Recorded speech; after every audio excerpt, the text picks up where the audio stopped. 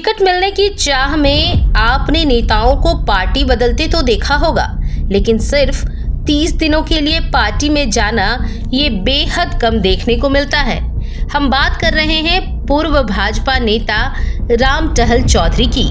Ranchi Lok Sabha seat से 5 बार सांसद रहे राम टहल चौधरी पिछले महीने 28 मार्च को कांग्रेस में शामिल हुए थे, लेकिन 30 दिनों में ही कांग्रेस से उनका मन उठ गया और उन्होंने शनिवार को प्रेस कॉन्फ्रेंस कर पार्टी से तौबा कर लिया। दरअसल रांची के प्रेस क्लब में आयोजित प्रेस कॉन्फ्रेंस में उन्होंने कहा कि मैं झोला झंडा ढोने के लिए कांग्रेस में शामिल नहीं हुआ था।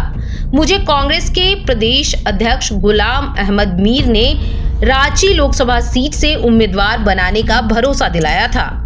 उन्होंने कई दिनों तक रांची लोकसभा सीट का टिकट होल्ड पर रखने के बाद पूर्व केंद्रीय मंत्री की बेटी को दे दिया। कांग्रेस की नेता जिसकी जितनी आबादी उसकी उतनी भागीदारी के झूठे वादे करती है। उन्होंने कहा कि मैंने किसी से संपर्क नहीं किया था, बल्कि कांग्रेस के नेताओं ने मुझसे संपर्क किया था। मैं पार्टी का झंडा ढोने नहीं आया था। उन्होंने कहा कि उनकी आगे की रणनीति क्या होगी, इसका फैसला अपने समर्थकों से बातचीत कर जल्द लेंगे। उन्होंने कहा कि वह जिसका समर्थन करेंगे वह भी मौन ही होगा। उन्होंने खुलासा करते हुए कहा कि बिहार के मुख्यमंत्री नीतीश कुमार जब इंडी महागठबंधन के साथ थे तो उनसे मुलाकात हुई थी। हाँ, चाहते थे कि मैं जदयू में शामिल हो जाऊं, लेकिन रांची सीट जदयू के खाते में नहीं थी। यह सीट कांग्रेस को ही मिलने वाली थी, इसलिए कांग्रेस के लोगों के भरोसे पर मैंने कांग्रेस पार्टी ज्वाइन की थी।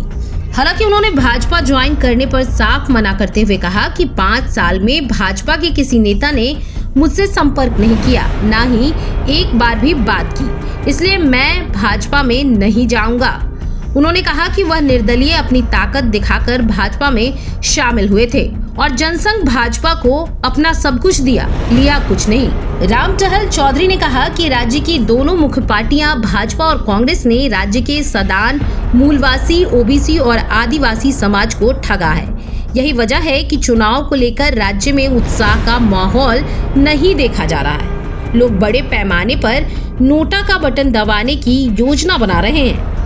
राम टहल चौधरी ने कहा कि आगे की रणनीति का फैसला वह अपने समर्थकों से बातचीत के बाद करेंगे।